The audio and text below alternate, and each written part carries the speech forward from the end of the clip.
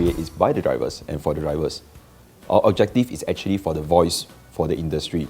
To look after the welfare of the drivers, we also aim to be doing this through the stakeholders, maybe the government, limousine companies, car leasing, some of the rental companies, and also the third-party app sharing companies. We also wanted to help the drivers through the trainings, education, so that they can maximize their earning potentials through some driver-centric benefits, which will help them to lower the cost of their operation expenses. There was a driver who had signed up to be a member and was taken ill the very next day and had to be hospitalized. The member was worried because he had to still pay the cost of rental during his hospitalization and his ability not to drive and earn income. The NPHVA helped him by engaging the limo company, and we managed to work out a plan to help the driver, who subsequently managed to get his rental waived for a couple of days, and the member was very happy about it.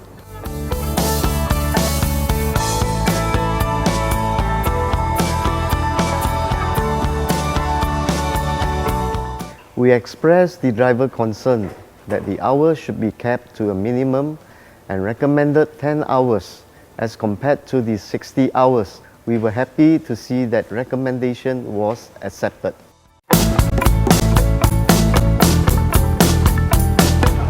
We have a small community of about 200 drivers.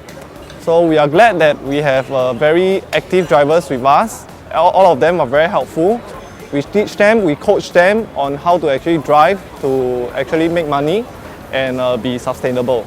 We feel that NPHVA is actually very beneficial to the drivers. It's a very important connections that we should have, which will actually provide all the drivers with fair and actually more benefits and welfare of all the PH drivers itself. I start driving alone, not knowing anything. Okay, just learn how to use the apps. I try to look at the incentive, but I cannot figure out how to achieve it. So I also give up. Okay, so I just keep driving. Until the third week, I went to a forum and I found these guys. They are very nice people. They got no ulterior motive. They just want to help. Joining NPHVA, the good thing is that the association is run by the drivers. Only the drivers are able to understand how the other drivers feel. And whenever a driver is in need, we are always there to stand by to give the support.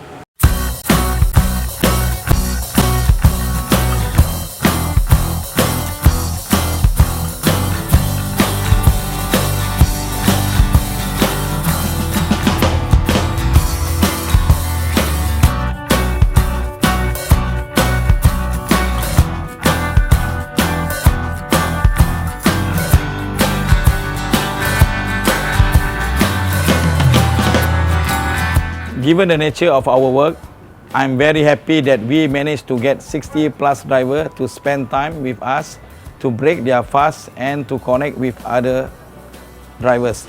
We will plan to do more activities for the drivers in future. There are so many different ways people can earn a living nowadays, and Grab and Uber driving is one of those ways.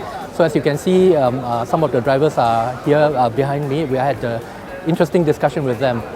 For them, there's a huge material difference between driving hard and driving smart. And sharing their experiences with one another, they've gained much that way. And at the same time, the labour movement can also help this group of working people, because there are many areas, whether it be in the area of health, in the area of insurance, in the area of taxes, and so on, or liaising with their respective companies to ensure fair play. These are the sort of areas where we can add a value. Therefore, in forming this association, we can take this partnership forward. And I think we will go a good way in this direction. NPHVA's journey has just begun. There is still so much work to do, but we are starting off correctly when drivers came together and decide among themselves that this is the formation of the association was the right thing to do, to look after the welfare of all the fellow drivers in all possible ways.